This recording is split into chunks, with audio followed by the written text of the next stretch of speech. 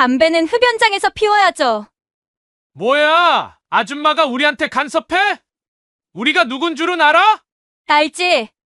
그래서 기다린 거야, 단 3분만. 하하! 미쳤구만! 아줌마가 뭘 할 수 있는데? 곧 알게 될 거야. 연기는 잠시지만 진실은 오래 가거든. 그리고 잠시 후 VIP 라운지는 단숨에 뒤집혔습니다. 과연 이 여인은 누구일까요? 그리고 왜 기다린 걸까요? 무료로 할 수 있는 가장 큰 응원. 구독과 좋아요로 함께 해주세요. 지난 영상에서 따뜻한 댓글 달아주신 강정금님, 정말 감사합니다. 남겨주신 한마디 한마디가 정말 큰 힘이 되었답니다. 3분 후에 사람이 죽습니다. 윤소정이 휴대폰 너머로 속삭인 순간 강원도 온천 리조트의 고급 사우나 라운지 전체가 순간 조용해졌습니다. 마치 그녀의 말을 들은 것처럼 말이죠. 하지만 실제로는 아무도 듣지 못했습니다. 평범한 여성이 혼자 중얼거리는 소리 따위는 누구도 신경 쓰지 않았거든요. 그런데 과연 소정이 말한 그 사람은 누구였을까요? 해발 800m 고지에 자리 잡은 이 온천 리조트는 평소에도 수상한 일들이 많았습니다. 지역 유지들과 권력자들이 은밀한 거래를 하는 장소로 악명 높았죠. 특히 고급 사우나동은 일반인들이 접근하기 어려운 구조로 설계되어 있었습니다. 미로 같은 복도와 숨겨진 방들, 그리고 곳곳에 설치된 폐쇄회로 텔레비전들이 마치 요새 같은 느낌을 주었어요. 소정은 요양보호사 유니폼 위에 얇은 베이지색 카디건을 걸친 채 라운지 한켠에 앉아 있었습니다. 겉보기에는 평범한 할머니였죠. 하지만 그녀의 눈빛은 달랐습니다. 30년 전 헌병 수사관 시절 적을 노려보던 바로 그 시선이었어요. 날카롭고 차갑지만 동시에 모든 것을 꿰뚫어보는 듯한 눈빛이었습니다. 그런데 요양보호사인 소정이 왜 이런 위험한 곳에 혼자 앉아 있었을까요? 어르신, 커피 좀 더 드릴까요? 20대 초반으로 보이는 젊은 여직원이 조심스럽게 다가왔습니다. 하지만 소정은 고개를 저었어요. 괜찮다. 지금은 커피보다 더 중요한 게 있으니까. 직원은 고개를 끄덕이며 물러났지만 소정의 표정이 평소와 다르다는 것을 느꼈습니다. 소정은 손목시계를 확인했습니다. 오후 3시 37분. 낡은 군용시계였지만 여전히 정확하게 작동하고 있었어요. 2분 30초 남았네. 시계 초침이 또각또각 소리를 내며 돌아가는 것이 마치 카운트다운처럼 들렸습니다. 도대체 무엇의 카운트다운이었을까요? 옆 테이블에는 문신투성이 남자 5명이 담배를 피우며 큰 소리로 떠들고 있었습니다. 이들의 팔과 목에는 용, 호랑이, 십자가 등 각종 문신들이 새겨져 있었어요. 20대 후반에서 30대 초반으로 보이는 이들은 명백히 조직폭력배였습니다. 금연구역이라는 표지판이 라운지 곳곳에 붙어 있었지만 그들에게는 완전히 무시당하고 있었죠. 다른 손님들은 모두 불편한 표정을 지으며 자리를 피하거나 멀찌감치 떨어져 앉아 있었습니다. 직원들도 마찬가지였어요. 이들에게 말을 거는 사람은 아무도 없었습니다. 하지만 소정이 주목한 건 그들의 대화였습니다. 30년간 수사관으로 단련된 청력으로 모든 대화를 놓치지 않고 들을 수 있었거든요. 야, 그 군인 계집애 아직도 입 안 열어. 가장 나이가 많아 보이는 남자가 짜증스럽게 물었습니다. 형님, 좀 더 세게 해야 하는 거 아니에요? 다른 남자가 담배 연기를 내뿜으며 대답했어요. 시청장 사위님이 저녁까지만 기다리라고 했으니까 조금만 더 참자. 그런데 그들이 말하는 군인 계집애는 과연 누구였을까요?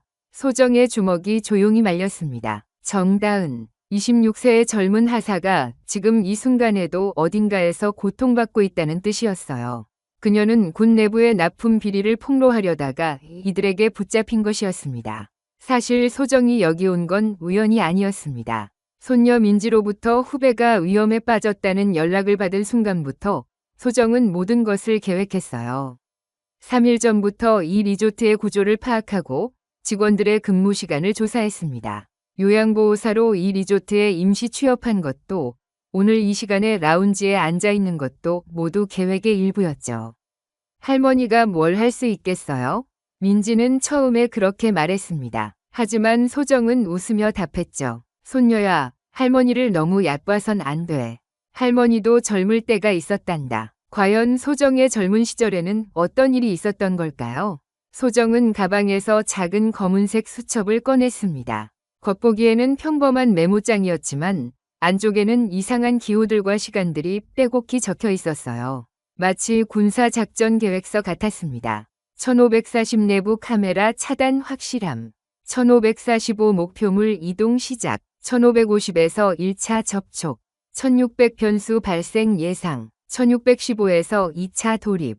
1630 최종 해결. 30년 만에 다시 써보는군. 소정은 볼펜을 돌리며 미소 지었습니다. 그 미소는 섬뜩할 정도로 차갑고 정확했어요. 마치 사냥꾼이 먹잇감을 발견했을 때의 표정 같았습니다. 도대체 소정은 30년 전에 무슨 일을 했던 걸까요? 바로 그때 라운지 천장의 폐쇄회로 텔레비전 카메라 하나가 희미하게 깜빡이기 시작했습니다. 빨간 불이 켜졌다 꺼졌다를 반복하고 있었어요. 아무도 눈치채지 못했지만 소정만은 정확히 알아봤죠. 그녀는 입꼬리를 살짝 올렸습니다. 시작됐네. 문신남들 중 가장 덩치가 큰 남자가 갑자기 휴대폰을 봤더니 자리에서 벌떡 일어섰습니다. 키가 190cm는 좋게 돼 보이는 거 아니었어요. 형님들, 위에서 연락 왔어요. 그 계집애가 뭔가 이상한 소리를 한다고. 뭔 소리? 자기를 찾는 사람이 있다고 오늘 여기 온다고 그러네요. 누가? 경찰? 아니에요. 할머니래요. 다른 남자들이 킥킥 웃기 시작했습니다. 할머니? 뭔 할머니? 모르겠어요. 하지만 그 계집애가 자꾸 시간을 물어본다고 하네요. 지금 몇 시냐고 계속. 미쳤나? 할머니가 우리한테 뭘 한다고? 그런데 정다은이 말한 그 할머니가 혹시 바로 소정이었을까요? 소정은 커피잔을 입에 댔습니다. 뜨거운 커피가 목을 타고 내려가면서 온몸의 세포들이 하나씩 깨어나는 것을 느꼈어요. 마치 잠들어 있던 야수가 눈을 뜨는 것처럼 말이죠. 혈관 속으로 아드레날린이 천천히 퍼지기 시작했습니다.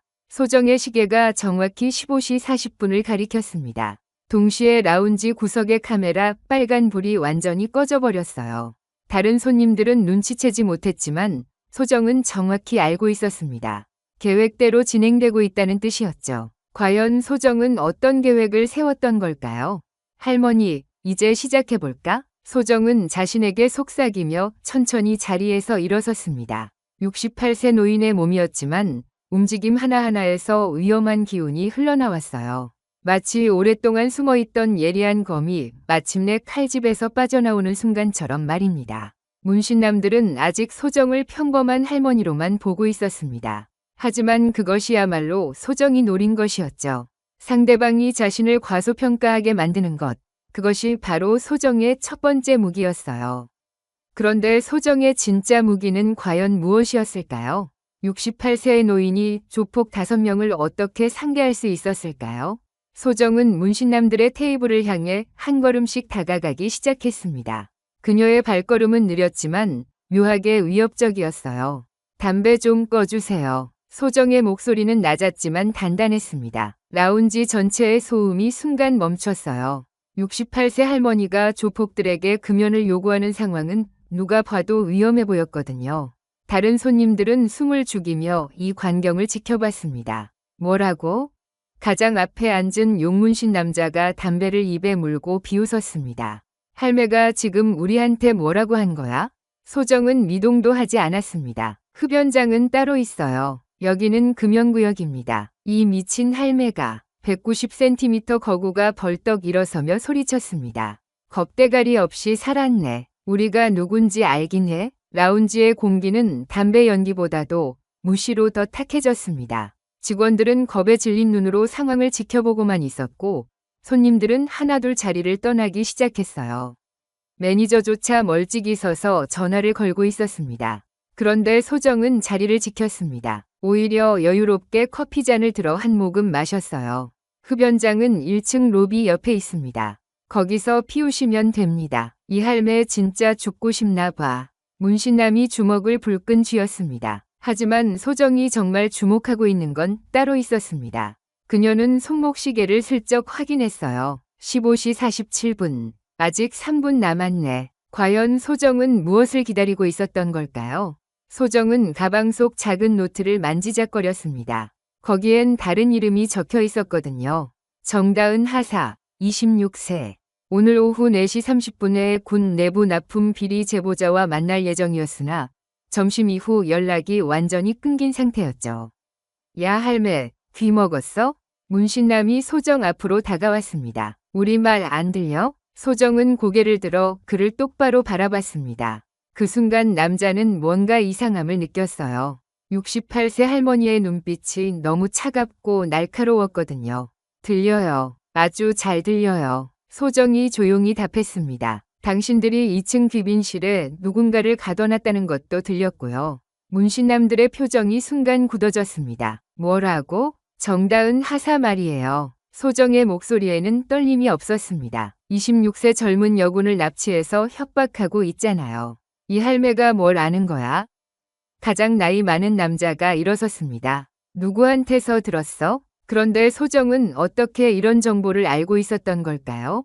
3일 전부터 당신들을 지켜봤거든요. 소정이 여유롭게 말했습니다. 군부대 앞에서 정다은을 납치한 것도 여기로 데려온 것도 다 봤어요. 미쳤나? 증거라도 있어? 문신남이 코웃음 쳤습니다. 소정은 미소를 지었습니다. 있으면 어떻게 할 건가요? 바로 그때 라운지 한편에서 20대 젊은 남자가 에이프런을 두른 채 들어왔습니다. 리조트 직원 같아 보였지만 그의 걸음걸이는 평범하지 않았어요. 마치 군인처럼 반듯하고 정확했습니다. 혹시 소정 어르신이신가요? 젊은 남자가 조심스럽게 물었습니다. 그래, 병장. 오랜만이다. 여직원 몇이 고개를 들었습니다. 병장? 요양보호 사인 할머니가 리조트 직원을 병장이라고 부른다고요?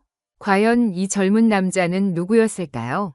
그리고 소정과는 어떤 관계였을까요? 젊은 남자는 소정을 향해 고개를 끄덕였습니다. 마치 수화 같은 신호였어요. 소정도 미세하게 고개를 끄덕여 답했습니다. 준비가 끝났다는 뜻이었죠. 야, 저 새끼 뭐야? 문신남이 젊은 남자를 노려봤습니다. 리조트 직원이에요. 젊은 남자가 대답했습니다. 푸드앤드비버리지 팀 대리 김준호입니다. 하지만 그의 눈빛은 평범한 직원과는 달랐습니다. 마치 전투 준비를 마친 군인의 눈빛이었어요.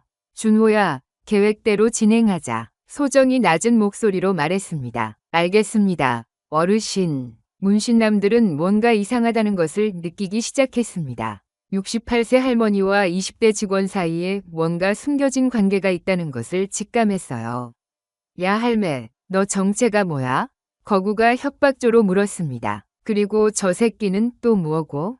소정은 시계를 다시 확인했습니다. 15시 49분. 이제 1분 남았네요. 궁금해요? 소정이 여유롭게 웃었습니다. 곧 알게 될 거예요. 바로 그때 라운지 구석 스피커에서 나직한 음성이 흘러나왔습니다. 여러분께 알려드립니다. 잠시 후 중요한 발표가 있을 예정입니다. 문신남들이 서로 눈빛을 주고받았습니다. 뭔 발표? 소정의 입계가 살짝 올라갔습니다. 드디어 시작되는군. 15시 50분. 소정의 시계 초침이 정확히 12시를 가리키는 순간 라운지의 모든 조명이 깜빡였습니다. 그리고 천장에 대형 스크린이 켜지기 시작했어요. 뭐야 이거? 문신남들이 당황하며 위를 올려다봤습니다. 스크린에는 리조트 2층 귀빈실의 모습이 생생하게 나타났습니다. 그리고 거기에는 저게 뭐야? 문신남 중 하나가 소리쳤습니다. 스크린 속에는 손목이 묶인 채 의자에 앉아있는 젊은 여성의 모습이 보였습니다. 군복 상의를 입고 있었고 얼굴은 멍들어 있었어요. 바로 정다은 하사였습니다. 과연 소정은 어떻게 이런 영상을 확보할 수 있었던 걸까요? 이게 뭔 장난이야. 가장 나이 많은 문신남이 소리쳤습니다. 소정은 천천히 일어섰습니다. 장난이 아니에요. 이제 진짜 시작이죠. 라운지에 있던 다른 손님들이 모두 스크린을 바라보며 웅성거리기 시작했습니다. 몇몇은 휴대폰으로 영상을 촬영하기 시작했어요. 당신들이 3일 동안 저 아이에게 한 짓들이 모두 기록됐습니다. 소정의 목소리가 라운지 전체에 울려 퍼졌습니다. 이제 선택하세요. 순순히 항복할 건지 아니면. 소정은 말을 멈추고 문신남들을 차례로 바라봤습니다. 끝까지 저항할 건지요. 3분만 더 기다려줘요. 소정이 조용히 말하자 조폭 5명이 동시에 폭소를 터뜨렸습니다. 미쳤나? 죽기 전에 유언이냐? 가장 덩치가 큰 남자가 비웃으며 소리쳤습니다. 아줌마, 지금 상황 파악이나 제대로 해. 하지만 소정의 표정은 여전히 침착했습니다. 마치 모든 것이 계획대로 진행되고 있다는 듯이 말이죠. 조폭 5명이 소정을 감싸듯 원을 만들기 시작했습니다. 완전히 포위된 상황이었어요. 라운지에 남아있던 다른 손님들은 모두 겁에 질려 구석으로 몰려들었고 직원들도 어쩔 줄 몰라 하며 서 있었습니다. 야, 아줌마, 지금 장난치는 거야? 용문신을 한 남자가 소정 앞으로 바짝 다가왔습니다. 우리가 누군지 진짜 몰라? 리조트 매니저가 상황을 수습하려고 조심스럽게 다가왔습니다. 하지만 문신남 중 하나가 손짓을 하자 매니저는 그 자리에서 멈춰 섰어요. 완전히 겁에 질린 표정이었습니다. 과연 이 조폭들의 정체는 무엇이었을까요? 매니저조차 함부로 건드리지 못하는 이유가 있었을까요? 라운지 전체에 무겁고 위험한 정적이 흘렀습니다. 시계 초침 소리만이 또각또각 울려 퍼지고 있었어요. 바로 그때 라운지 구석에 설치된 폐쇄회로 텔레비전에 빨간 불이 깜빡이기 시작했습니다. 그러더니 완전히 꺼져버렸어요. 젊은 여직원이 작게 속삭였습니다. 카메라 고장인가요? 다른 직원들도 웅성거리기 시작했습니다. 왜 갑자기? 아까까지 잘 됐는데? 전체 시스템에 문제가 생긴 건가? 하지만 소정만은 전혀 놀라지 않았습니다. 오히려 만족스러운 표정으로 커피잔을 천천히 내려놓았어요. 시간 맞춰 끊었네. 소정이 속으로만 중얼거렸습니다. 열어둔 우회 채널로는 들어오겠지. 과연 소정은 무슨 말을 하고 있었던 걸까요? 우회 채널이라니 도대체 무엇을 준비해둔 걸까요? 소정의 손끝이 미세하게 떨렸습니다. 하지만 그것은 두려움 때문이 아니었어요. 오히려 기대감과 긴장감이 뒤섞인 떨림이었습니다. 다은아, 버텨. 아주 조금만 더. 소정은 마음속으로 정다은에게 말을 건넸습니다. 2층 어딘가에서 고통받고 있을 젊은 여군을 생각하니 가슴이 아팠어요. 야, 아줌마. 문신남이 소정의 어깨를 거칠게 잡았습니다. 대답 안 해? 우리가 시청장 사위님 밑에서 일한다는 거 이제 알겠어? 소정이 고개를 들어 그를 바라봤습니다. 시청장 사위요? 김태호 말이죠? 문신남들의 표정이 순간 굳어졌습니다. 어떻게 그 이름을? 3일 동안 당신들을 지켜보면서 많은 걸 알게 됐거든요. 소정이 차분하게 말했습니다. 김태호가 이 리조트 실소유주이고 시청 납품업체들과 뒷거래를 하고 있다는 것도요. 이 아줌마 진짜 뭐야? 조폭들이 서로 눈빛을 주고받았습니다. 소정은 시계를 확인했습니다. 15시 52분. 이제 곧이었습니다. 바로 그때 라운지 문이 열리면서 앞서 등장했던 젊은 남자가 다시 들어왔습니다. 이번에는 작은 태블릿을 들고 있었어요. 어르신, 준비됐습니다. 김준호가 소정에게 작은 목소리로 말했습니다. 고생했어, 준호야. 문신남들이 김준호를 노려봤습니다. 야, 새끼, 너도 한패야? 김준호는 대답하지 않고 태블릿을 조작하기 시작했습니다. 그러자 라운지 곳곳에 설치된 스피커에서 희미한 소음이 들려오기 시작했어요. 과연 그 소음의 정체는 무엇이었을까요? 뭔 소리야 이거? 조폭들이 당황하며 주위를 둘러봤습니다. 소정은 미소를 지었습니다. 당신들이 그토록 숨기려던 것들이 세상에 나오는 소리예요. 스피커에서 들려오는 소음이 점점 선명해졌습니다. 그것은 대화 소리였어요. 남자들의 목소리가 들려오고 있었습니다. 야, 그 군인 계집애 좀 더 세게 해야겠어. 형님, 너무 세게 하면 문제되지 않을까요? 괜찮아. 어차피 증거도 없고 누가 믿겠어? 시청장 사위님이 확실히 처리하라고 했으니까. 조폭들의 얼굴이 새하얗게 변했습니다. 그것은 바로 그들이 2층에서 나눈 대화였거든요. 이게 어떻게? 문신남이 떨리는 목소리로 말했습니다. 우회 채널로 모든 대화가 녹음됐어요. 소정이 여유롭게 설명했습니다. 카메라는 꺼졌지만 음성 녹음은 계속되고 있었거든요. 과연 소정은 어떻게 이런 첨단 장비를 준비할 수 있었던 걸까요? 요양보호사인 그녀가 이런 작전을 계획할 수 있었던 이유는 무엇일까요?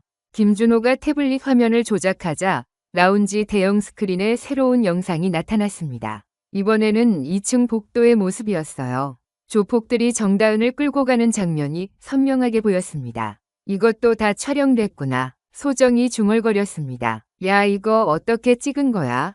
가장 나이 많은 조폭이 소리쳤습니다. 2층은 출입 통제 구역인데 김준호가 처음으로 입을 열었습니다. 저희가 3일 전부터 준비했거든요. 저희? 조폭이 되물었습니다. 네, 저희 팀이요. 김준호의 눈빛이 갑자기 날카로워졌습니다. 어르신과 함께 일하는 특별팀 말입니다. 과연 김준호는 단순한 리조트 직원이 아니었던 걸까요? 그리고 소정과 함께 일하는 특별팀이라니 도대체 어떤 조직이었을까요? 라운지에 남아있던 다른 손님들이 웅성거리기 시작했습니다. 몇몇은 휴대폰으로 이 상황을 촬영하고 있었어요. 야, 촬영하지 마. 조폭 중 하나가 손님들에게 소리쳤습니다. 다 지워. 하지만 이미 늦었습니다. 실시간으로 영상이 인터넷에 업로드되고 있었거든요. 소정은 다시 시계를 확인했습니다. 15시 54분. 이제 2분 남았네요. 소정이 혼잣말처럼 중얼거렸습니다. 뭐가 2분 남았다고? 문신남이 소정을 노려봤습니다. 소정은 대답하지 않고 김준호를 바라봤습니다. 김준호도 고개를 끄덕였어요. 어르신, 모든 준비가 완료됐습니다. 그럼 이제 진짜 시작해볼까? 소정이 자리에서 일어서자 조폭들이 더 바짝 다가왔습니다. 완전히 포위된 상황이었어요. 아줌마, 이제 장난 그만하고 무릎 꿇어. 거구가 소정의 팔을 잡으려 했습니다. 하지만 바로 그 순간 소정의 몸이 순식간에 움직였습니다. 68세의 몸이라고는 믿을 수 없을 정도로 빠르고 정확한 움직임이었어요. 과연 소정은 어떤 기술을 사용한 걸까요?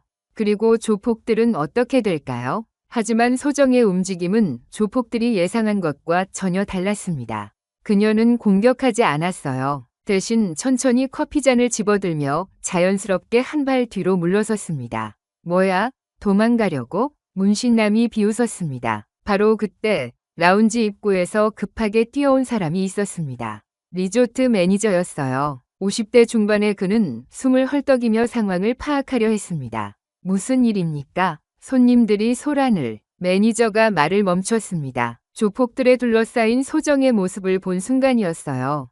저 아줌마들이 우리한테 시비 걸어서 그래요. 가장 덩치 큰 남자가 매니저에게 말했습니다. 좀 처리해 주세요. 하지만 매니저의 반응은 예상과 달랐습니다. 그는 소정을 보더니 갑자기 90도로 허리를 숙여 인사했어요.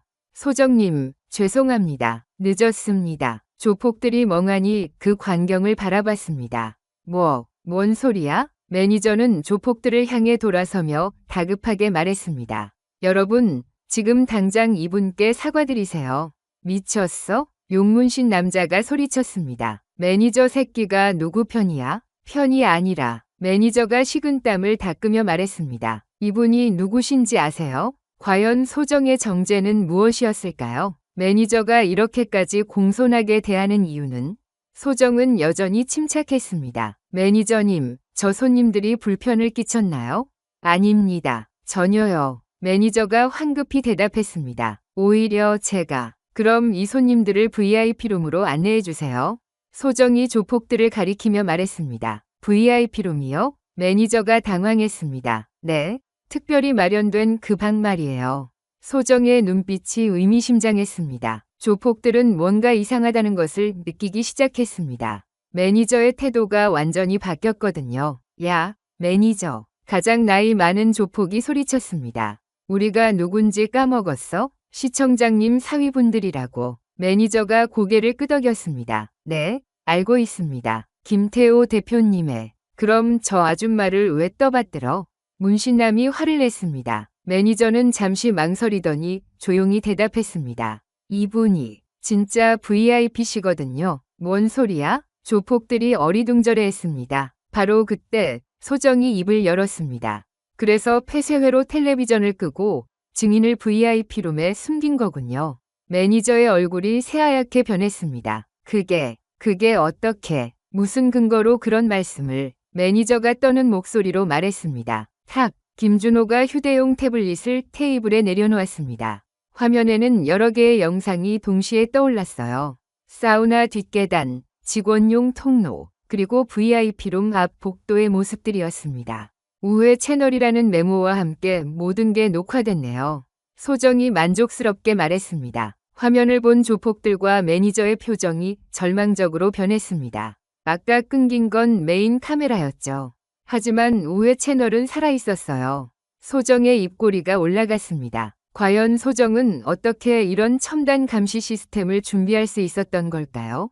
VIP룸 문 앞에서 검은 정장을 입은 남자들이 누군가를 옮기는 장면이 클로즈업 되었습니다. 짧은 단발머리에 군용 트레이닝복 바지를 입은 젊은 여성이었어요. 정다은. 화면 속 그녀는 떨리는 손으로 입에 붙어 있던 스카치 테이프를 뜯어내려 하고 있었습니다. 얼굴에는 멍이 들어 있었고 옷은 찢어져 있었어요. 라운지에 있던 다른 손님들이 화면을 보며 웅성거리기 시작했습니다. 저건 뭐야? 납치 아니야? 경찰 신고해야 하는 거 아니야? 매니저의 입술이 파르르 떨렸습니다. 이건 오해입니다. 오해요? 소정이 차갑게 웃었습니다. 그럼 저 젊은 여성이 자발적으로 거기 있다는 뜻인가요? 김준호가 태블릿을 조작하자 음성도 함께 들려왔습니다. 살려주세요. 아무것도 안 했어요. 정다은의 약한 목소리가 스피커를 통해 울려 퍼졌습니다. 입 닥치고 있어. 누가 시켰는지나 말하라고. 남자의 거친 목소리도 함께 들렸어요. 라운지 전체가 충격에 휩싸였습니다. 이것은 명백한 납치와 협박 현장이었거든요. 이거 실시간이야? 한 손님이 물었습니다. 네, 지금 이 순간에도 진행되고 있는 일입니다. 김준호가 대답했습니다. 조폭들이 서로 눈빛을 주고받았습니다. 상황이 완전히 꼬였다는 것을 알았어요. 야, 매니저. 가장 덩치 큰 남자가 소리쳤습니다. 이거 어떻게 된 거야? 카메라 다 껐다고 했잖아. 메인 시스템은 껐습니다. 매니저가 변명했습니다. 하지만 이런 우회 시스템이 있는 줄은. 그럼 누가 설치한 거야? 조폭이 화를 냈습니다. 모든 시선이 소정에게 집중됐습니다. 당신들을 잡기 위해서죠. 소정이 담담하게 말했습니다. 잡는다고? 문신남이 비웃었습니다. 아줌마가 우리를. 소정은 시계를 확인했습니다. 15시 58분. 곧 도착할 거예요. 누가? 조폭들이 불안해하기 시작했습니다. 바로 그때 라운지 밖에서 사이렌 소리가 들려오기 시작했습니다. 멀리서부터 점점 가까워지는 소리였어요. 경찰이야? 조폭 중 하나가 창밖을 내다봤습니다. 아니에요. 소정이 미소를 지었습니다. 더 특별한 분들이 오고 계세요. 과연 누가 오고 있었던 걸까요? 소정이 말하는 특별한 분들은 누구였을까요? 매니저가 급히 휴대폰을 꺼내 어디론가 전화를 걸었습니다. 대표님, 상황이 안 좋습니다. 당장 오셔야겠어요. 김태호 대표를 부르는 거군요. 소정이 중얼거렸습니다. 좋아요. 어차피 만나야 할 사람이니까. 조폭들은 점점 초조해졌습니다. 상황이 자신들에게 불리하게 흘러가고 있다는 것을 느꼈거든요. 야, 아줌마. 용문신 남자가 소정에게 다가갔습니다. 진짜 너 뭐야? 정체가 뭐냐고. 소정은 커피잔을 내려놓고 천천히 일어섰습니다. 궁금해요? 곧 다 알게 될 텐데. 바로 그 순간 라운지 문이 벌컥 열렸습니다. 라운지 문이 벌컥 열리며 들어온 것은 경찰도 김태우도 아니었습니다. 30대 초반으로 보이는 정장을 입은 남자 셋이었어요. 하지만 이들의 분위기는 평범하지 않았습니다. 누구야 저들? 조폭 중 하나가 경계심을 드러냈습니다. 소정은 미소를 지었습니다. 제 동료들이에요. 동료? 문신남이 어리둥절해했습니다. 아줌마 동료가 저런 양복쟁이들? 정장을 입은 남자들은 말없이 라운지를 둘러보더니 가장 앞서 온 남자가 소정에게 고개를 끄덕였습니다. 마치 작전 완료를 알리는 신호 같았어요. 소정 선배님, 외부 차단 완료했습니다. 정장남이 보고했습니다. 고생했어, 형준아. 조폭들이 서로 눈빛을 주고받았습니다. 선배님이라고? 68세 요양보호사가 30대 남자들의 선배라고요? 과연 소정의 진짜 정체는 무엇이었을까요?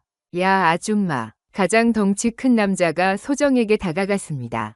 그만 장난치고 정체 밝혀. 너 진짜 뭐하는 사람이야? 소정은 천천히 자리에서 일어섰습니다. 68세의 몸이었지만 그 순간만큼은 위압감이 느껴졌어요. 증거 왜곡이에요. 소정이 조용히 말했습니다. 저걸 편집된 영상이라고 우기실 건가요? 뭔 소리야. 문신남 셋이 동시에 소정에게 다가왔습니다. 하지만 소정은 전혀 당황하지 않았습니다. 오히려 등을 곧게 펴고 시선을 낮추지 않았어요. 마지막 경고입니다. 지금 항복하면 다 가볍게 끝날 수 있어요. 누구 맘대로. 가장 덩치가 큰 남자가 의자를 밀치며 소정에게 달려들었습니다. 190cm가 넘는 거구가 주먹을 휘둘렀어요. 하지만 그 순간 놀라운 일이 벌어졌습니다. 소정의 발끝이 의자의 다리를 툭 쳤습니다. 의자가 스스로 굴러 들어오면서 거구의 정강이를 정확히 막아버렸어요. 거구가 당황한 순간 균형이 무너졌습니다. 상체가 앞으로 기울어지는 그 찰나 소정의 두 손이 번개처럼 움직였습니다. 허리와 어깨를 스치듯 잡아 틀었어요.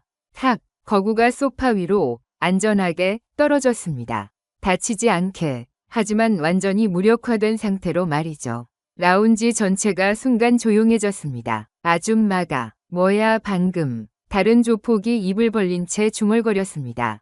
과연 68세 아줌마가 어떻게 190cm 거구를 순식간에 제압할 수 있었던 걸까요? 둘째 조폭이 뒤에서 소정의 목을 조르려고 팔을 감았습니다. 하지만 소정은 이미 그의 움직임을 예상하고 있었어요.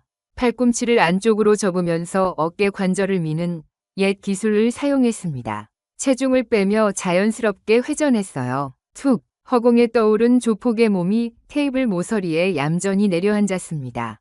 역시 다치지 않게, 하지만 완전히 기가 꺾인 상태로요.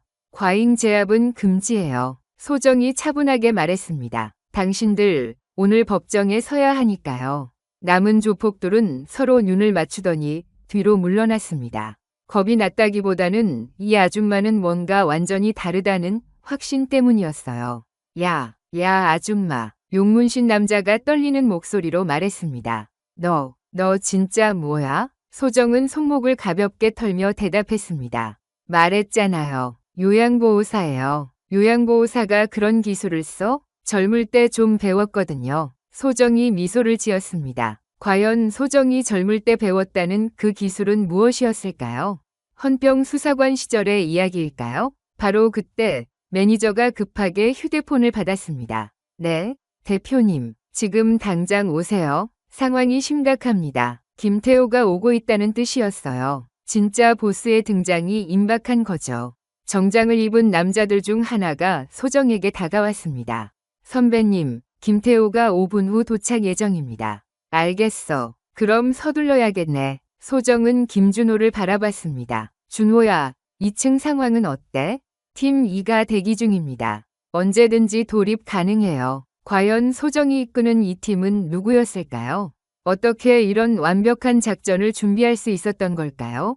남은 조폭들이 마지막으로 발악하듯 소정에게 달려들었습니다. 하지만 이미 기세는 완전히 꺾인 상태였어요. 소정은 허벅지에 차고 있던 스트랩을 풀어서 마치 압박대처럼 사용했습니다. 두 남자의 손목을 묵듯 고정시켰어요. 호흡, 천천히 해요. 소정이 부드럽게 말했습니다. 경찰 오면 이 말 그대로 하세요. 누구 지시로 카메라 끊었는지요. 조폭들은 완전히 기가 꺾여 바닥에 주저앉았습니다. 라운지에 있던 다른 손님들이 박수를 치기 시작했습니다. 68세 아줌마가 조폭 5을 혼자서 제압한 놀라운 광경을 목격했거든요. 대단해. 어떻게 저런 기술이. 영화 같아. 하지만 소정의 표정은 여전히 진지했습니다. 진짜 적은 아직 오지 않았거든요. 선배님, 정장남이 다가왔습니다. VIP룸 상황 보고 들어왔습니다. 어떤 상황? 정다은 하사가 탈출 신호를 보냈습니다. 문틈 아래로 수건을 밀어냈는데 SOS라고 적혀 있어요. 소정의 눈빛이 날카로워졌습니다. 지금이야. 김준호가 무전기에 대고 말했습니다. 팀 2, 후면 계단으로 진입하세요. 수신했습니다. 돌입 시작합니다. 과연 팀 2는 정다은을 무사히 구출할 수 있을까요? 그리고 곧 도착할 김태호는 어떤 반응을 보일까요? 바로 그때 라운지 밖에서 급한 발걸음 소리가 들려왔습니다. 여러 명이 뛰어오는 소리였어요. 온다. 소정이 중얼거렸습니다. 매니저가 문 쪽을 바라보며 안도의 표정을 지었습니다. 대표님이 오신다. 이제 끝장이야. 하지만 소정은 전혀 당황하지 않았습니다. 오히려 기다렸다는 듯한 표정이었어요. 김태호가 오는군요. 소정이 정장남들에게 말했습니다. 준비됐죠? 네, 선배님. 모든 증거 수집 완료했습니다. 문이 열리기 직전 소정은 시계를 마지막으로 확인했습니다. 16시 5분. 계획대로 진행됐네. 과연 김태호와의 최종 대결에서는 어떤 일이 벌어질까요? 그리고 소정의 진짜 정체는 무엇일까요? 라운지 문이 벌컥 열렸습니다. 라운지 문이 벌컥 열리며 50대 중반의 남자가 들어왔습니다. 광택 나는 구두, 값비싼 정장, 그리고 가슴에 달린 작은 배지까지. 김태호 대표였어요. 리조트 운영이 여기서 왜 서커스를 벌이고 있는 거야? 김태호의 목소리는 권위적이고 거만했습니다. 매니저가 급히 그에게 달려갔어요.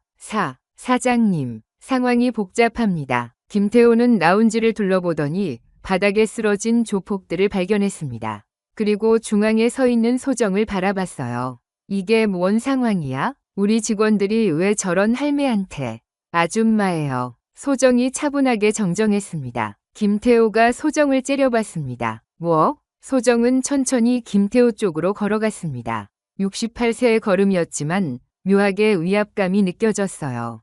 김태호 대표님이시죠? 시청장님의 사위분이시고요. 김태호의 얼굴이 순간 경직됐습니다. 어떻게 그걸? 경호용역업 등록, 낙찰 리스트, 그리고 비자금 관리. 소정이 차근차근 말했습니다. 일주일 전에 사우나 천장형 카메라까지 교체하셨죠. 과연 소정은 어떻게 이런 자세한 정보까지 알고 있었던 걸까요? 김준호가 태블릿을 넘겨 김태호에게 보여줬습니다. 화면에는 각종 결제 서류들이 떠올랐어요. 김태호의 사인이 선명하게 보이는 문서들이었습니다. 이건 어떻게 구한 거야? 김태호가 당황했습니다. 시청 납품 관련 문자 메시지들도 있어요. 김준호가 추가로 보여줬습니다. 그리고 가장 중요한 건 화면 맨 아래에 현금 영수증 미발행 표시가 선명하게 나타났습니다. 김태호의 눈이 가늘어졌습니다. 아줌마, 누가 뒤에 있나? 군? 경찰? 소정은 고개를 저었습니다. 없어요. 오늘은 동네에 양심만 있죠. 웃기지 마. 김태호가 소리쳤습니다. 이 건물, 이 시 전체가 우리 편이 더 많다고. 하지만 바로 그때 놀라운 일이 벌어졌습니다. 라운지 유리창 너머 온천 데크에서 휴대폰 불빛들이 동시에 켜지기 시작했어요. 청소부, 프런트 직원, 조리장 직원, 사우나 관리 기사들이 모두 휴대폰을 들고 있었습니다. 뭐야 저건? 김태호가 창밖을 내다봤습니다. 소정은 미소를 지었습니다. 직원들이 증언 영상을 동시에 업로드하고 있어요. 뭔 소리야? 3일 동안 당신들이 한 모든 일들을 직원들이 다 봤거든요. 소정의 목소리는 부드럽지만 잔혹했습니다. 정다은을 납치하는 것도, 협박하는 것도, 증거를 인멸하려는 것도요. 과연 소정은 어떻게 리조트 직원들을 모두 자기 편으로 만들 수 있었던 걸까요? 김태호가 급히 매니저에게 소리쳤습니다. 야, 저들 당장 막아. 영상 업로드 중단시켜. 하지만 매니저는 어쩔 줄 몰라 하고 있었어요. 이미 수십 명의 직원들이 동시에 행동하고 있었거든요. 늦었어요. 소정이 말했습니다. 이미 실시간으로 인터넷에 퍼지고 있어요. 소셜미디어, 뉴스 포털, 고발 사이트까지요. 김준호가 태블릿을 보여줬습니다. 실제로 여러 사이트에 영상들이 올라가고 있는 모습이 보였어요. 리조트 납치 사건 현장, 시청장 사위의 비리, 군인 협박 증거 영상 등의 제목들이 실시간으로 업데이트되고 있었습니다. 김태호의 얼굴이 새하얗게 변했습니다. 이거 다 막을 수 있어. 돈으로 무마시킬 수 있다고. 돈으로요? 소정이 고개를 기울였습니다. 그럼 이것도 돈으로 무마할 수 있을까요? 소정이 손짓을 하자 정장을 입은 남자 중 하나가 또 다른 태블릿을 가져왔습니다. 화면에는 김태호가 시청 관계자들과 만나는 모습이 나왔어요. 봉투를 주고받는 장면도 선명하게 촬영되어 있었습니다. 이건 언제 찍은 거야? 김태호가 소리쳤습니다. 한 달 전부터 계속 촬영했어요. 소정이 대답했습니다. 당신이 납품업체들과 뒷거래하는 모습, 리베이트 받는 모습, 모든 게 다 있어요. 과연 소정의 팀은 얼마나 오래전부터 이 작전을 준비한 걸까요? 김태호가 주변을 둘러봤습니다. 조폭들은 모두 바닥에 쓰러져 있었고 매니저는 벌벌 떨고 있었어요. 완전히 고립된 상황이었습니다. 내가 가진 최고의 편은 사람이에요. 소정의 목소리는 부드럽지만 확신에 차 있었습니다. 사람? 김태호가 비웃었습니다. 아줌마가 뭘 안다고. 3일 전에 여기 취업했을 때부터요. 소정이 말을 이었습니다. 직원들에게 진실을 말했어요. 당신들이 어떤 일을 하는지, 왜 젊은 군인이 납치됐는지요. 그래서 모든 직원이 자발적으로 참여했어요. 소정이 창밖을 가리켰습니다. 보세요. 저들은 돈 때문이 아니라 양심 때문에 움직이고 있어요. 정말로 창밖에서는 수십 명의 직원들이 휴대폰으로 영상을 촬영하고 업로드하고 있었습니다. 그들의 표정은 진지하고 결연했어요. 김태호가 절망적인 표정을 지었습니다. 이런 식으로 하면 나만 망하는 게 아니야. 시청장도, 관련된 모든 사람들도. 그게 목적이에요. 소정이 차갑게 말했습니다. 바로 그때 라운지 문이 또 한 번 열렸습니다. 이번에는 정장을 입은 남자가 급하게 들어왔어요.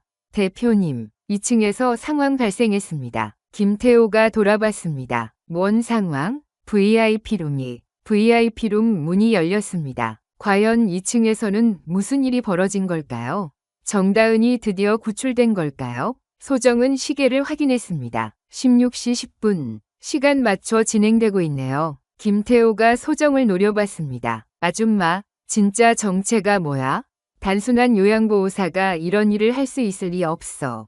소정은 잠시 침묵했다가 입을 열었습니다. 궁금해요? 곧 다 밝혀질 텐데요. 정장남이 소정에게 다가와 귓속말을 했습니다. 선배님, 정다은 하사 구출 완료했습니다. 의료진도 대기 중이에요. 소정의 표정이 처음으로 안도감을 보였습니다. 다쳤나? 경미한 외상만 있고 의식은 명료합니다. 다행이네. 김태호가 이 대화를 듣고 더욱 당황했습니다. 의료진까지? 도대체 얼마나 많은 사람들이 연관된 거야? 소정이 김태호를 바라봤습니다. 당신이 생각하는 것보다 훨씬 많아요. 그리고 이제 시작일 뿐이에요. 과연 소정이 말하는 시작은 무엇을 의미하는 걸까요? 그리고 이 모든 일의 진짜 배후는 누구일까요? 16시 10분. 김준호의 태블릿에 뜨는 2층 VIP룸 우회 피드 화면이 모든 사람들의 시선을 집중시켰습니다. 문틈 아래로 흰 수건 하나가 밀려나오고 있었어요. 그 위에는 볼펜으로 SOS라고 또박또박 적혀 있었습니다. 지금이야. 소정이 낮은 목소리로 말했습니다. 김준호가 즉시 무전기에 대고 말했습니다. 팀 2, 후면 계단으로 진입하세요. 수신했습니다. 돌입 시작합니다. 김태호가 상황을 파악하려 했지만 이미 늦었습니다. 모든 것이 소정의 계획대로 진행되고 있었거든요. 라운지에 남아있던 조폭 셋이 마지막으로 발악하듯 일어났습니다. 이 아줌마, 진짜 끝장내주겠어? 하나가 소정에게 달려들었지만 이미 기세는 완전히 꺾인 상태였어요. 소정은 허벅지에 압박대처럼 접어서 차고 있던 스트랩을 풀어냈습니다. 휙, 마치 마술처럼 그들의 손목을 묵듯 고정시켜버렸어요. 너무 자연스러워서 주변 사람들도 놀랐습니다.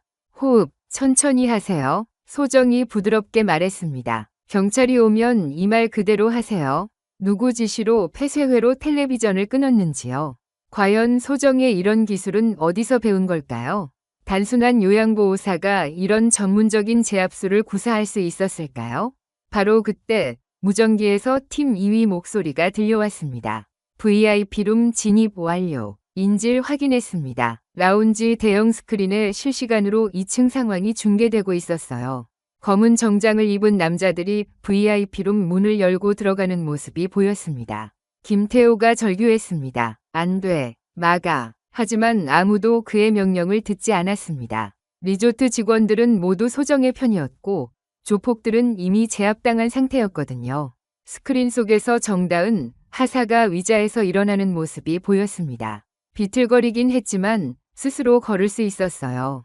의식이 명료해 보이네요. 소정이 안도의 표정을 지었습니다. 잠시 후 라운지 문이 열리며 팀 2 요원들이 정다은을 부축하고 들어왔습니다. 정다은의 눈은 충혈되어 있었지만 똑바로 떠 있었어요. 얼굴에 멍이 들어 있었고 옷도 찢어져 있었지만 정신은 또렷했습니다. 어르신, 정다은이 소정을 보더니 떨리는 목소리로 말했습니다. 소정은 따뜻한 미소로 답했습니다. 잘 버텼어, 다은아. 과연 소정과 정다은은 어떤 관계였을까요? 처음 만나는 사이치고는 너무 친밀해 보였어요. 정다은이 소정 앞으로 다가와 고개를 숙였습니다. 죄송해요. 제가 더 조심했어야 했는데. 무슨 소리야. 소정이 정다은의 손을 잡았습니다. 잘못은 네가 한 게 아니야. 용기를 낸 네가 대단한 거지. 김태호가 이 장면을 보며 소리쳤습니다. 야, 저 계집애가 뭘 알겠다고. 군 기밀을 팔아먹으려던 배신자 주제에. 순간 라운지 전체가 조용해졌습니다. 정다은이 고개를 들어 김태호를 똑바로 바라봤습니다. 배신자는 당신이에요. 뭐라고? 군 납품 비리로 수십억을 빼돌린 사람이 누구죠? 정다은의 목소리에 힘이 들어가기 시작했습니다. 불량 장비 납품으로 훈련 중 사고가 났을 때도 쉬쉬하라고 한 사람이 누구고요? 과연 정다은이 폭로하려던 비리의 규모는 어느 정도였을까요? 김태호의 얼굴이 새하얗게 변했습니다. 그런 증거는 없어. 정다은이 소정을 바라봤습니다. 어르신, 제가 가져온 자료들. 안전한 곳에 보관되어 있어. 소정이 답했습니다. 네가 목숨 걸고 모은 증거들. 한 점도 사라지지 않았어. 김준호가 태블릿을 조작하자 스크린에 새로운 화면이 떠올랐습니다. 각종 문서들과 사진들이 정리되어 있었어요. 군 장비 납품 계약서, 리베이트 수수 내역, 그리고 김준호가 설명을 이어갔습니다. 사고 은폐를 위한 증거인멸 지시서까지 모든 게 있습니다. 라운지에 있던 사람들이 웅성거리기 시작했습니다. 비리의 규모가 상상 이상이었거든요. 정다은이 떨리는 목소리로 말했습니다. 저 군 그만둘까 생각했어요. 소정이 정다은의 어깨에 손을 올렸습니다. 왜? 무서워서요. 이런 일들을 폭로하면 제가 살아남을 수 있을까? 가족들은 안전할까? 정다은의 눈에 눈물이 고였습니다. 소정은 단호하게 말했습니다. 그만두면 네가 지킬 사람은 누가 지키니? 어르신, 오늘 너 덕에 더 이상 무서워도 도망 안 가는 후배들이 생긴다. 소정의 목소리가 라운지 전체에 울려 퍼졌습니다. 네가 보여준 용기가 다른 사람들에게 희망이 되는 거야. 과연 소정은 어떤 경험을 바탕으로 이런 말을 할 수 있었던 걸까요? 그녀에게도 비슷한 과거가 있었던 걸까요? 바로 그때 라운지 밖에서 사이렌 소리가 들려오기 시작했습니다. 이번에는 진짜 경찰이었어요. 드디어 오는군. 소정이 시계를 확인했습니다. 16시 15분. 김태호가 절망적인 표정으로 주저앉았습니다. 끝났다. 모든 게 끝났어. 끝난 게 아니에요. 소정이 김태호를 바라보며 말했습니다. 시작이에요. 진실을 마주할 시간이 온 거죠. 정장을 입은 남자가 소정에게 다가왔습니다. 선배님, 경찰 도착했습니다. 검찰도 함께 왔어요. 검찰까지? 김태호가 놀랐습니다. 소정이 미소를 지었습니다. 처음부터 이건 단순한 구출 작전이 아니었어요. 부패 척결 작전이었거든요. 과연 소정의 진짜 정체는 무엇이었을까요? 그리고 이 모든 작전을 기획한 배후는 누구였을까요? 정다은이 소정을 바라봤습니다. 어르신, 정말 감사해요. 하지만 궁금한 게 있어요. 뭔데? 어르신은 정확히 누구세요? 소정은 잠시 침묵하더니 입을 열었습니다.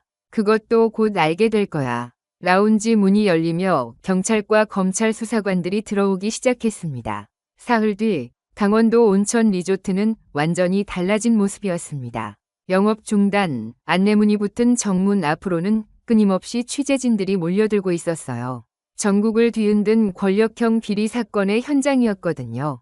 시청에서는 즉시 특별감사에 착수했고 검찰은 김태호 대표와 매니저를 감금 협박 증거인멸 혐의로 구속영장을 청구했습니다. 조폭 5명도 모두 구속되었고 시청장은 사퇴 압박에 시달리고 있었어요. 하지만 정작 이 모든 일을 해결한 소정은 어디에 있었을까요?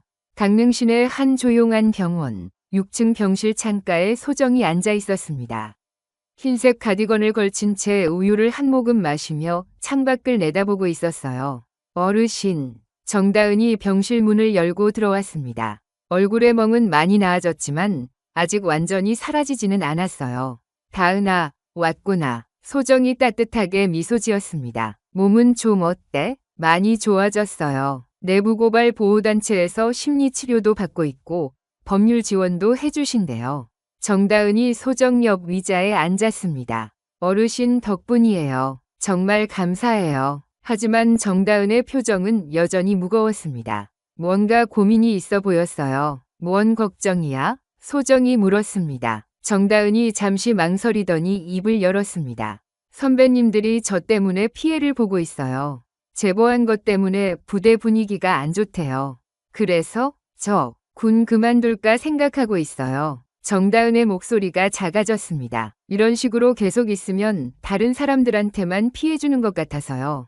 소정은 우유잔을 내려놓고 정다은을 바라봤습니다. 다은아, 네가 지금 포기하면 누가 너 같은 후배들을 지켜줄 거야? 하지만 나는 이제 손 놓는다. 소정이 단호하게 말했습니다. 그 다음은 너희들 몫이야. 과연 소정이 말하는 손 놓는다는 것은 무슨 뜻이었을까요? 정다은이 고개를 들었습니다. 어르신, 그런데 정말 궁금한 게 있어요. 뭔데? 어르신은 정확히 누구세요? 요양보호사라고 하셨지만 그런 분이 어떻게 이런 작전을 짤 수 있어요? 소정은 잠시 침묵했다가 천천히 입을 열었습니다. 30년 전에 나도 너처럼 젊은 군인이었어. 군인이요? 헌병 수사관이었지. 그때도 지금처럼 부패와 비리가 많았어. 상급자들의 비리를 고발했다가 소정이 잠시 말을 멈췄습니다. 어떻게 되셨어요? 좌천됐지. 시골 부대로 발령나서 몇 년 더 복무하다가 전역했어. 소정의 눈빛에 아픈 기억이 스쳤습니다. 그때는 지금처럼 내부 고발자를 보호하는 제도도 없었거든. 과연 소정에게 그런 과거가 있었다니 정다은은 상상도 못했을 거예요. 그래서 네가 더 걱정됐어. 소정이 이어 말했습니다. 내가 겪었던 일을 네가 똑같이 겪을까 봐. 정다은의 눈에 눈물이 고였습니다. 어르신. 하지만 지금은 달라. 보호제도도 있고 무엇보다 너 같은 용기 있는 사람들이 있잖아. 소정이 정다은의 손을 잡았습니다. 선배님, 저 후배들 지킬게요. 제자리에서 소정은 환하게 웃었습니다. 그래, 그거야. 정의는 큰 칼이 아니야. 네? 끊어지지 않는 손이야. 소정의 목소리에 깊은 울림이 있었습니다. 한 사람 한 사람이 자기 자리에서 옳은 일을 하는 것. 그게 진짜 정의지. 창밖으로는 늦겨울 김이 모락모락 피어오르고 있었습니다. 하지만 이번에는 온천의 뜨거운 연기가 아니었어요. 추운 겨울날 사람들의 따뜻한 숨결이었습니다. 어르신, 그럼 이제 정말 요양보호사로 돌아가시는 거예요? 정다은이 물었습니다. 응, 내 나이에 맞는 일을 해야지. 소정이 웃었습니다. 하지만 언제든 도움이 필요하면 연락해. 아직 몸은 건강하거든. 정다은이 소정에게 깊이 고개를 숙였습니다. 정말 감사했습니다. 어르신이 아니었다면 고마워할 건 없어. 우리는 같은 길을 걸어온 사람들이니까. 바로 그때 병실 문이 열리며 김준호와 다른 팀원들이 들어왔습니다. 선배님, 마지막 보고 드리러 왔습니다. 김준호가 말했습니다. 어떻게 됐어? 김태호는 1심에서 징역 5년을 받았고 시청장은 결국 사퇴했습니다. 관련된 공무원들도 모두 수사받고 있어요. 그리고 가장 중요한 것은 다른 팀원이 이어 말했습니다. 정다은 하사가 제보한 군 납품 비리 사건이 전면 재수사에 들어갔다는 거예요. 정다은이 놀란 표정을 지었습니다. 정말요? 네. 국정감사에서도 다룰 예정이에요. 하사님의 용기가 결국 시스템을 바꾼 거죠. 과연 한 사람의 작은 용기가 이렇게 큰 변화를 만들어낼 수 있었던 걸까요? 소정은 만족스러운 표정으로 고개를 끄덕였습니다. 이제 정말 끝났네. 선배님, 그런데 팀은 어떻게 하시겠어요? 김준호가 물었습니다. 소정이 웃었습니다. 팀이라니, 우리는 그냥 뜻이 맞는 사람들이 모인 거잖아. 하지만 각자 자기 자리로 돌아가. 그리고 언제든 이런 일이 생기면 또 모이는 거지. 소정이 창밖을 바라보며 말했습니다. 정의는 특별한 사람들이 하는 게 아니야. 평범한 사람들이 평범한 자리에서 하는 거거든. 팀원들이 모두 고개를 끄덕였습니다. 그들도 각자의 일상으로 돌아갈 시간이었어요. 그럼 저희는 이만 물러가겠습니다. 김준호가 말했습니다. 선배님, 정말 수고 많으셨어요. 팀원들이 나간 뒤 병실에는 소정과 정다은만 남았습니다. 어르신, 마지막으로 한 가지만 물어봐도 될까요? 정다은이 조심스럽게 말했습니다. 뭔데? 처음에 저를 도와주시겠다고 하셨을 때 정말 무서우지 않으셨어요? 소정이 잠시 생각하더니 대답했습니다. 무서웠지. 하지만 더 무서운 건 아무것도 하지 않는 거였어. 어떤 뜻이에요? 네가 혼자 고통받는 걸 보고만 있는 것, 잘못된 일을 알면서도 모른 척하는 것. 소정의 목소리가 따뜻했습니다. 그게 더 무서웠어. 정다은이 깊이 고개를 끄덕였습니다. 창밖으로는 여전히 김이 피어오르고 있었습니다. 하지만 이제 그 김은 따뜻하고 희망적으로 보였어요. 마치 새로운 시작을 알리는 신호 같았습니다. 다은아, 기억해. 권력에 붙은 연기는 잠시 시야를 가려도 오래 가지 않아. 소정이 마지막으로 말했습니다. 금연 표지판이 아닌 차분한 한마디처럼, 지시가 아닌 증언의 연대처럼. 우리는 거창한 영웅이 아니라 제자리에서 담담히 일어서는 사람들이야. 정다은이 고개를 끄덕였습니다. 네, 알겠어요. 오늘 당신의 작은 용기가 누군가의 내일을 살린다는 것도 잊지 마. 창밖에서 피어오르는 김을 바라보며 소정과 정다은은 각자의 내일을 생각했습니다. 평범하지만 의미 있는 작지만 소중한 내일을 말이에요. 오늘 이야기 어떠셨나요? 우리는 종종 묻습니다. 힘 있는 자들의 연기 속에서 과연 진실은 사라지는 걸까? 또 이렇게 생각하죠. 힘없는 자의 작은 용기가 세상을 바꿀 수 있을까? 오늘의 이야기는 그 두 질문에 대한 답이었습니다. VIP 라운지에서 무시당하던 한 사람은 담배 연기보다 짙은 권력의 오만을 무너뜨렸습니다. 화려한 힘은 잠시 눈을 가렸지만 담담히 기다린 그의 지혜와 직원들의 연대는 결국 진실을 드러냈습니다. 권력은 사람을 억누를 수 있어도 양심을 꺾을 순 없습니다. 작은 용기 하나가 세상의 연기를 걷어내고 누군가의 내일을 지켜냅니다. 오늘 우리는 깨닫습니다. 연기 너머의 숨은 진실은 반드시 드러나며 담담한 한 걸음이 세상을 바꾸는 시작이 된다는 것을. 지금까지 인생은 옆집 사연이었습니다. 감사합니다.